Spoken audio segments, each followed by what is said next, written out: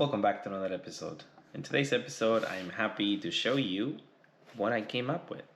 I've been wanting to do a desk for a while since I just redid our basement, and I just wanted to have something really nice and not a small desk where my legs fit, and I was able to put dual monitor and my work computer at the same time.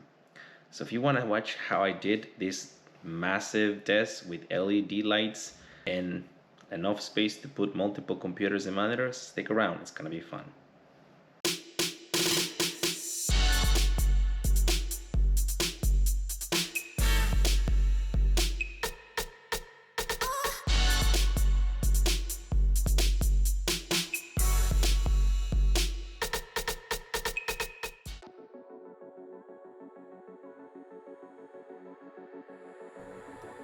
So first things, we're gonna start by assembling our Ikea file cabinets, which will be our base for our table.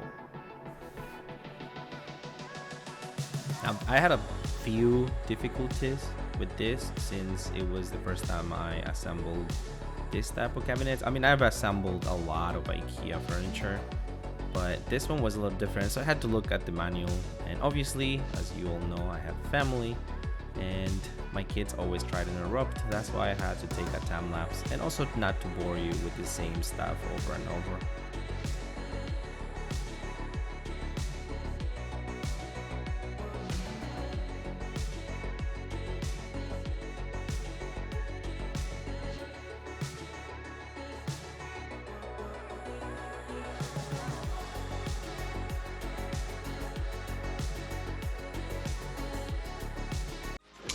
Alright, so this is a status update. As you guys saw me, I was assembling before the actual file cabinets for the new desk. So we followed up by today taking these boards that I bought at Ikea and basically having custom made, not custom made, but custom cut by a local shop, and so they can match. So the project is coming along. This is what they look like now.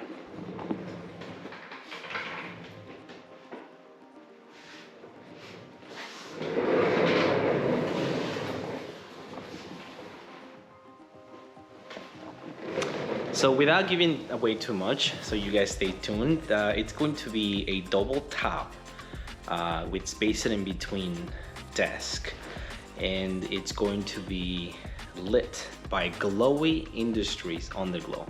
As far as I understand, this is the first time Glowy Industries Underglow is used on a desk. So if you like to watch more of this, stay, because we're going to be continuing with this project. So here we have one more package that just came in, right? So my whole goal and purpose of this is to build it right and build the diffuse where you see the strip of lighting, not LED lights like every other person who uses those Amazon LED kits that you see the little dots all over the place. But so that being said, let's get going on this. I am currently I've never used this and I just ordered it, so this is going to be a first for me. And like as I mentioned, this had some really good reviews, and I also double checked with my Underglow buddies who have done many projects in their cars using some diffusers, and because of the application that I'm using this made the most sense to use this style. But so here it is. I bought I think it's 5 feet worth of it, and so it's, let's just take one for showing purposes. And so as you can see here, we have a rail. Let me show in the camera. This is what it looks like from the side. And so what you end up doing is you end up putting the strip here in between. Actually, I have a strip, let me show you guys. I have the strip here, and so what you do is you end up putting the strip right in between, and then you place it in the channel. And once it's in the channel, you use the diffuser part, plastic piece that goes basically on top, and it's like a dome. And they advertise this because the dome apparently apparently, because I've never tried this is actually the first time I do a diffuse setup. What happens is when you install it, when you clamp it into place, as you can see here, you clamp it together and it goes inside the rail. You end up getting the light diffused. But let me just show you how it would look.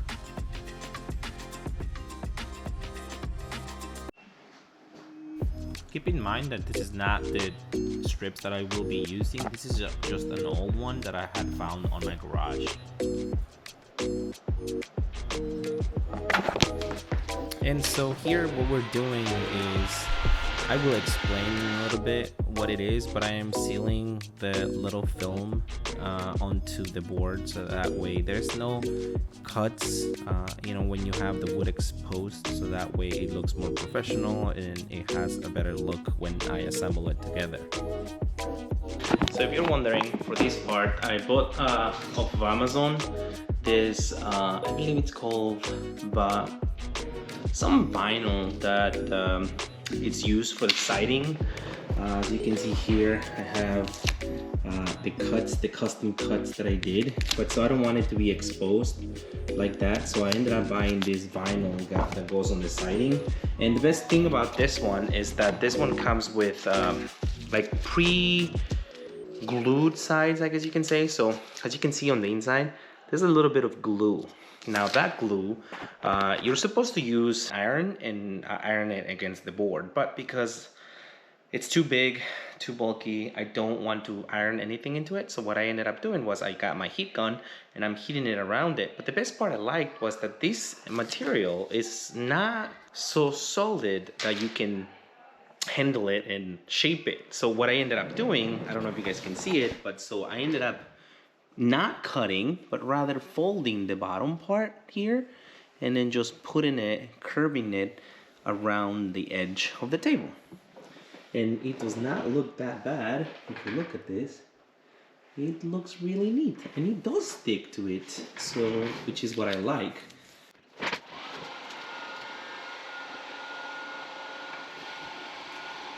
Here I continue to do the same thing because I did 3 cuts. I had to do 3 sides on one board, and I had to do one in the white one. The white one was a little shorter, so it was pretty easy. Unfortunately, it was too late that I realized that this was in existence, and I had to use the Ikea ones before for the other pieces. Ikea gives you the strips that you're supposed to use to do the same job, and I had used one piece to do one side of the blackboard, but I realized that it was not straight. And I mean, nothing wrong with the product that they give you, is more of a, you have to have the right tools. So I ended up using my regular hand pocket blade and it wasn't working properly, so I recurred to getting a edge trimmer. I did not know that existed, but then once I found out, it was great. I ended up just being able to do it better and make it look better looking. Here I am starting to lay out the legs, since I need to put 3 legs on the back of the board. The corner that I'm right now measuring is the corner that will be against the wall, so I strategically placed 3 legs because I wanted some support in that corner, since the other 2 corners of the L-shaped desk will have 2 different file cabinets that will support it. So this is more for support and not have it flimsy and be sturdy.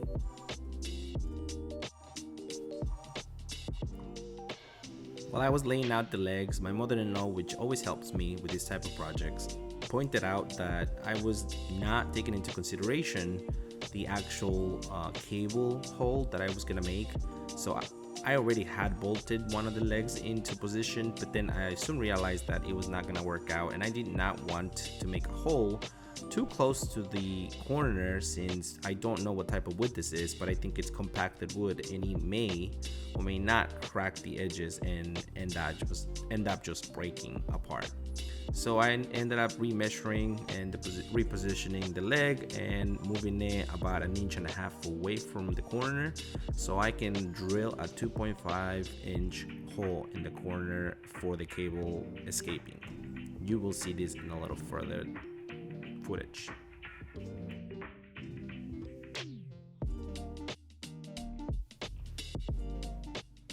I tried to make this as symmetrical as possible to allow the most load in each leg and not have any issues down the road from too much weight on one side.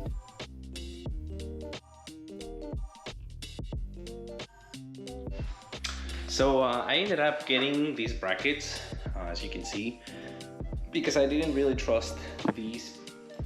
They seem to be stayed together by itself, so I ended up just getting these to put them there so they can hold it together, so when we move it, because basically this is the upside down setup, so this is going to be moving like this and it's going to go against that wall up there, but I don't want this to detach on the process, so I figure adding these two. I don't know if two is enough, but it should hold together. So this is where I'm at right now. And the fun part begins.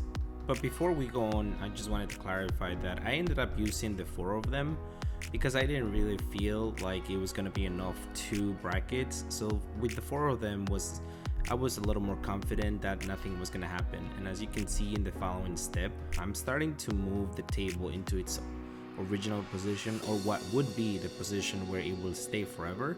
And thankfully it did not break or it did not split apart, and that was due to the brackets.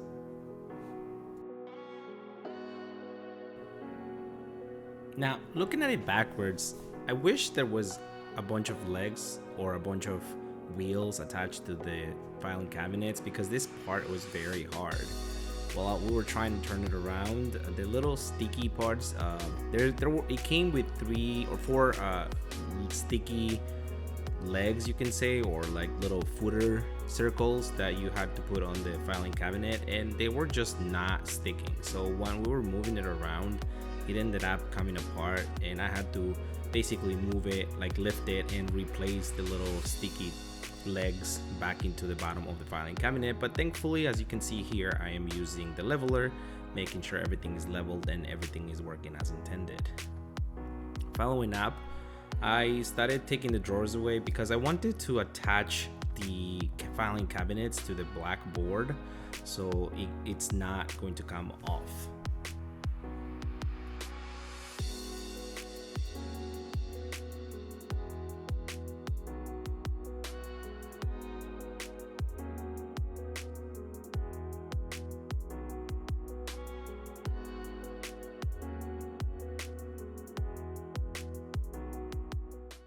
So today we continued with this project, and what I ended up doing was I ended up making some holes on the board. So as you can see here, I have the board lined up with the file cabinet, and underneath I pre-drilled some holes. I mean, these holes on the white one were already there, but I pre-drilled some holes into the black top that was not included. And then I drilled the bolts that came with this so it can fasten it and stay sturdy. As you can see, it will not go anywhere. This project, I genuinely put effort and thought into it, and I did not want to mess up. So what I did is I ended up making sure that everything is measured and drawn into the board. I made lines along the inner side of the table. I think I did 2 inches inside. Because this is a very big board, I used the leveler as my ruler to draw the lines, and it was very helpful. I did a bunch of lines at the same distance from the edges and used my leveler to draw it.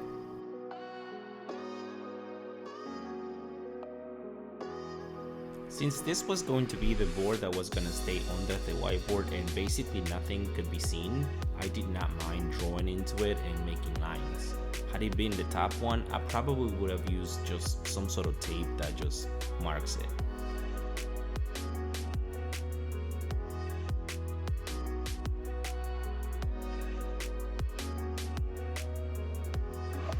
So that's basically the idea, is to just put the pieces of spacers, and right on the side of it is going to be the Underglow channel.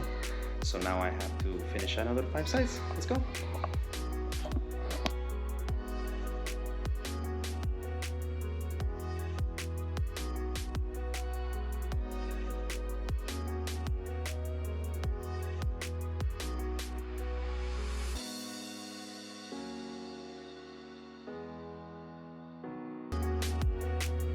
because I didn't want to have any gaps in between the LED lights, I very much measured and made sure that all the strips will touch each other at every corner. It was with the intention to have the front of the desk, which is where I'll be sitting and which will be viewed by everyone, that I have no gaps in between LEDs. So as you can see here, I'm cutting the boards on an angle, so there can be a little gap in between where the cables will be wired. But the idea is to not have any gaps in between and be able to have continuous light coming out of the desk. The diffuser channels are 3/4 of an inch and my boards are 1 inch tall, which allowed me to install them together and not have any gap racing the second board anymore.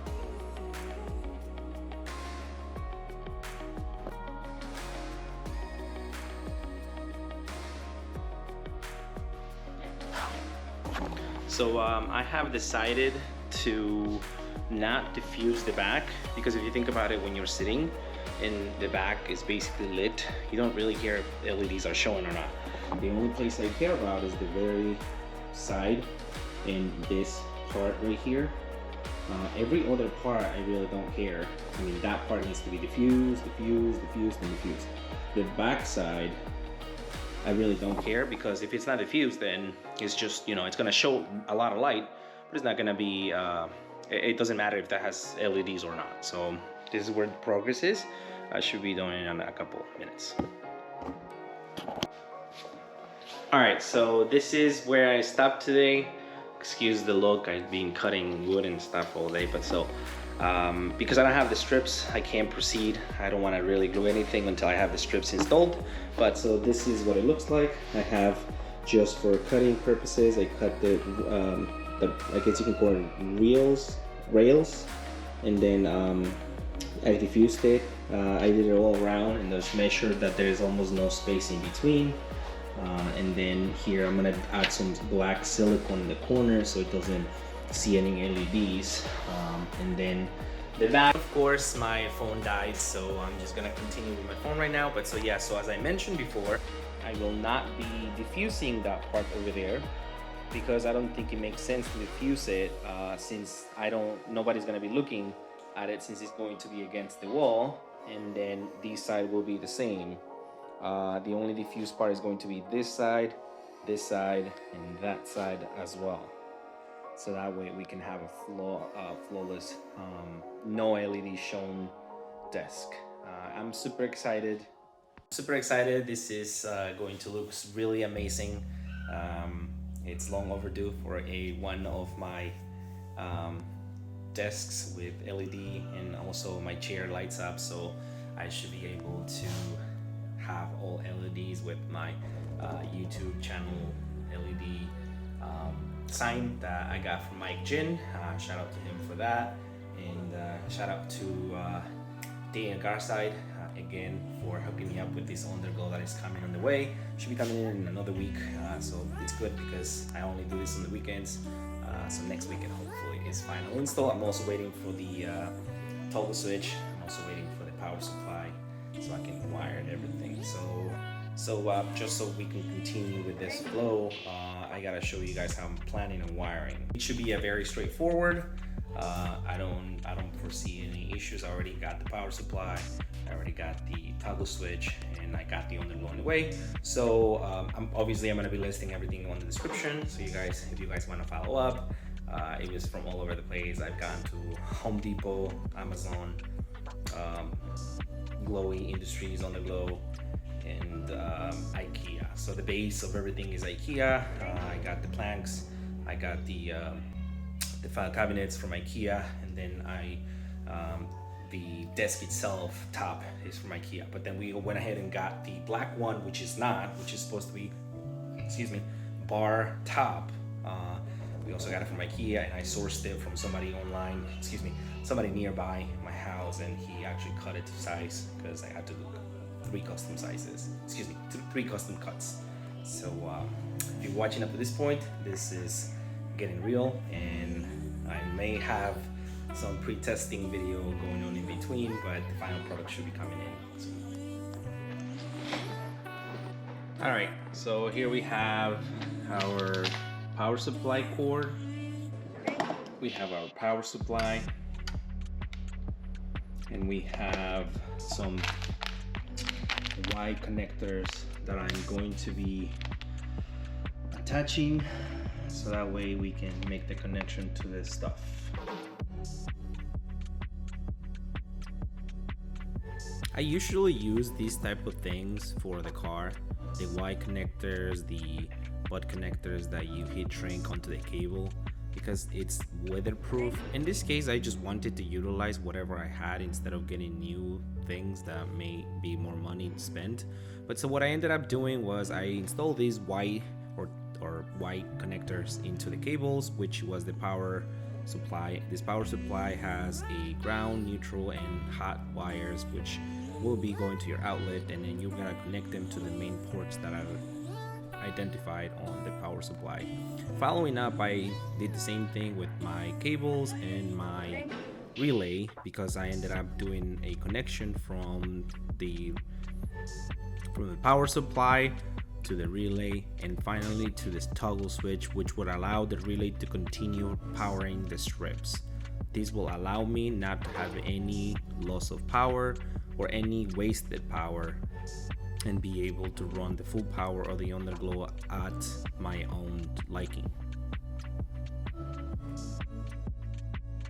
And there was a lot more of this because I had to do multiple cables, multiple types, and multiple connections, but I'm not gonna bore you with it.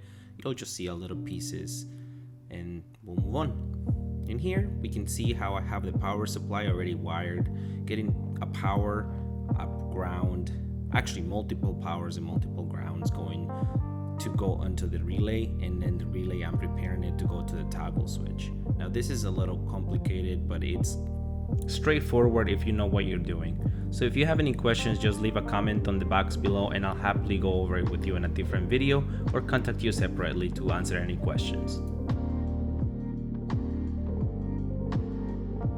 Those two boxes that you see with terminals on the table are the power block and the ground block. These are very commonly used to extend power and ground to different components. I was able to use this like I used this for the car, and it worked pretty fine. One thing that is super satisfying is drilling holes in the board. I don't know why, but I enjoy it very much. What I ended up doing was I measured 2.5 by 1.5, so I can have a little room more on the wall and not be all close to the wall and not have any mess ups that the board may break, as I mentioned before. I pre-drill a hole just to guide it, and then I went ahead and started drilling the massive hole with this tool. I've never used this tool before, but I thought it was very satisfying. Like, I've never seen how a tool can make holes so seamless and yet very efficient. Obviously I have to clean up, and I did use the same plug that I had on my previous table, which I saved a little bit of money on that. Next we have here is I am drilling a pilot hole for my toggle switch on the Ikea filing cabinet. Now keep in mind that this wood is not very sturdy and is compacted wood, so I didn't realize that drilling into it without some sort of guard behind it will really mess up the hole.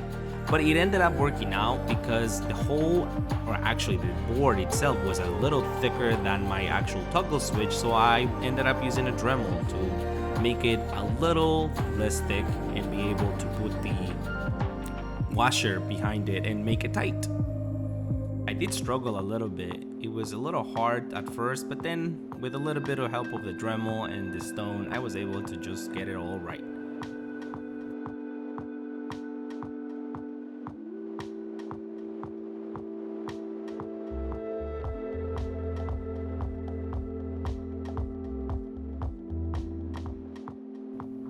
Here you have next is I am drilling a hole on the black board so I can run the cables for the toggle switch. I don't know what it was about these drill bits, but it was so fun just drilling holes into things. Maybe I should just make more projects with holes in them because it makes me super happy.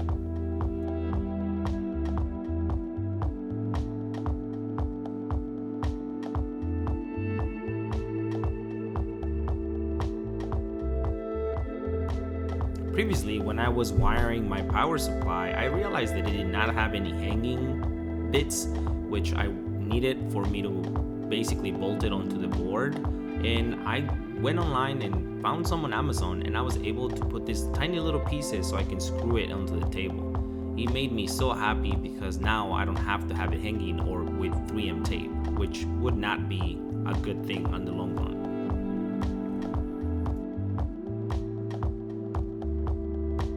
At first, I thought that it would be a good idea to keep my power block and my ground block and the relay on top of the blackboard, but then I realized that it was not a great idea because if I ever decide to do a secondary project for the wall where I can add LED lights, then I would have a really bad time trying to fish out those components so I can add. Keep in mind that this Underglow or LED light kit is compatible for 4 channels, and I only use 2 channels, which leaves me 2 more channels for me to add anything I want in the future. Now, one thing I have to tell you, if you decide to get the same toggle switch as I did, I originally used to using toggle switches that are a 3-position toggle switch, which is on, off, or just neutral. But this one was a little different. This one had 2 cables in and 2 cables out. One cable was for power in and one cable was for ground in. And subsequently, it was 2 cables out, which was power and ground. Now, originally, I just wanted to run the power into the actual relay so it can power the strips, but then I ended up realizing that it wasn't working. It was actually the type of toggle switch was 1 power in, 1 power out, 1 ground in, 1 ground out, meaning that you would have to run your ground out as well, otherwise it won't work. So I ended up correcting this mistake, but so I just want you guys to not make the same mistake. As mentioned before, I only used whatever I had available from a car installs. So these tiny little squares with 3M tape are cable holders, and they were very useful to hold the cables around the whole drawer as well as holding it on the blackboard so the cables don't move around as I'm installing the board on top. And voila, we have our toggle switch working.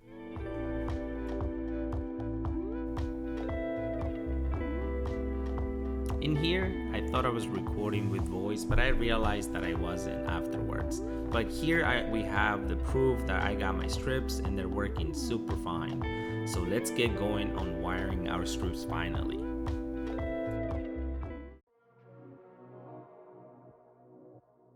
The wiring is the same as the previous mentioned. You have 3 wires, one is the ground, one is the power, and the yellow cable is your data. The data is the one that has to connect in between strips, so you can have those nice and fancy modes and you can have communication between strips. As I mentioned before, I have the controller that has 4 channels. I only use 2 channels and I left 2 available for the following or any other projects I have. As mentioned before, I am using the power bank and the ground bank to connect my power for the strips and also the ground to the strips. And as you can see, my controller has the yellow cables, which are the data coming through the Bluetooth controller. This Bluetooth controller is the one that is in charge of changing the modes and any type of colors that you'd like to run. It's really good to have a Bluetooth controller so I can access it through my phone and change any mode I want. This was the part that made me so happy because I get to finally test my lights and see how bright it looks. Keep in mind that my car has 3 versions behind. So this new version is version 6 and I have up to version 3. This is going to be great. I know it's gonna look so much brighter. I can't wait to actually install it. While wiring, I completely forgot that the controller needed power and I had not pre-wired that, but at this point I'm actually doing it, running some ground and some power to the Bluetooth controller so that way I can power it up and actually use it.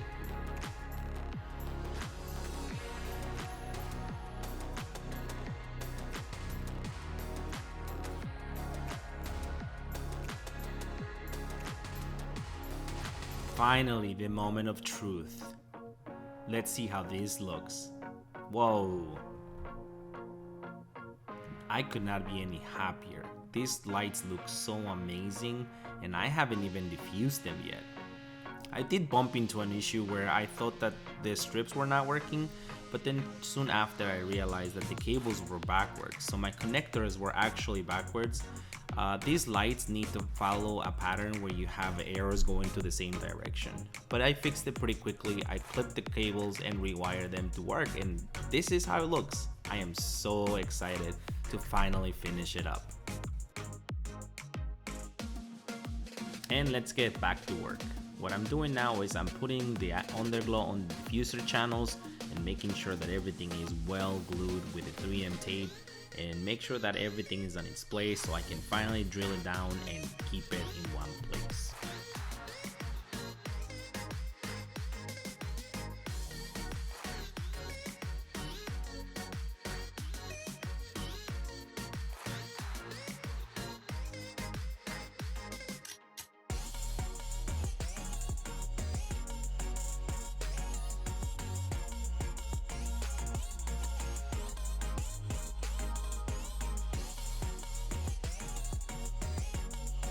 The best way to put it all together is by adding some silicone underneath and adding some wood screws from the top.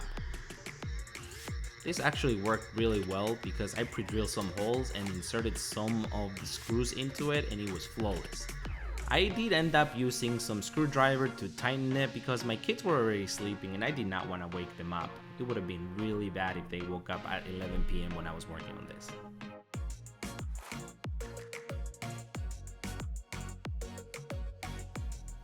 I basically repeated the same thing on all the boards, and I was able to just glue and screw. The last couple boards I just realized that I didn't want or need any glue, so I just skipped the glue and I went straight for screws.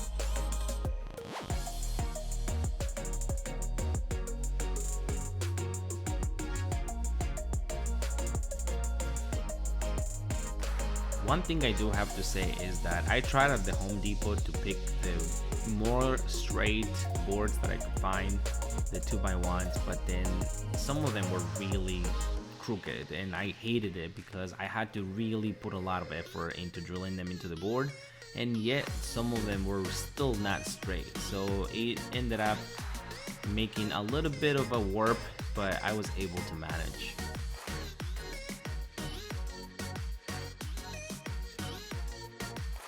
Once again, I'm using these cable holders to hold the cables in place since the corners have cables and I did not want to pinch them when I put the actual board on top.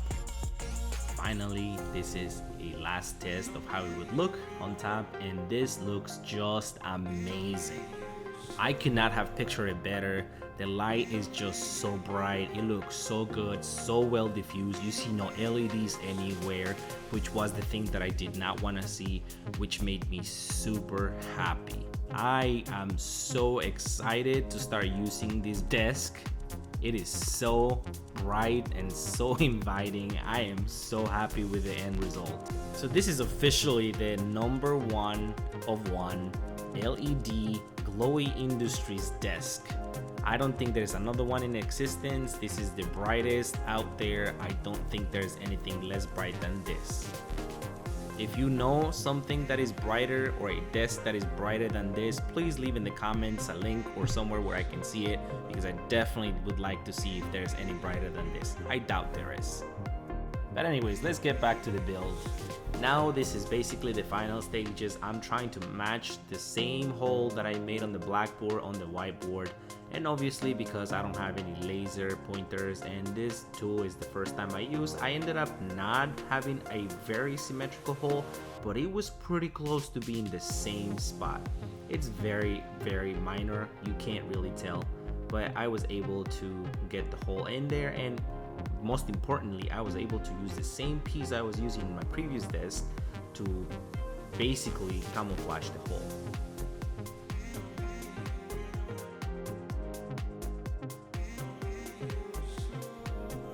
Once this was done, it was time to glue it all together, and as you saw before, I am using silicone in the wood strips so it can glue itself to the whiteboard. I thought about putting screws, but then I realized that because these whiteboards are hollow, I did not want to run the risk of making a hole and suddenly the screw would not tighten because it was not holding onto anything. So I went for the route of using clamps and silicone and hoping that it will glue, and it kind of did. I have not had any issues. I now have been using the desk for over 2 weeks and I don't see any issues with being unglued. If you have suggestions on what I should have used or something that I can do to fix it, please leave a comment. I'd like to explore it and make sure that these desks last me forever because I'm in love with it.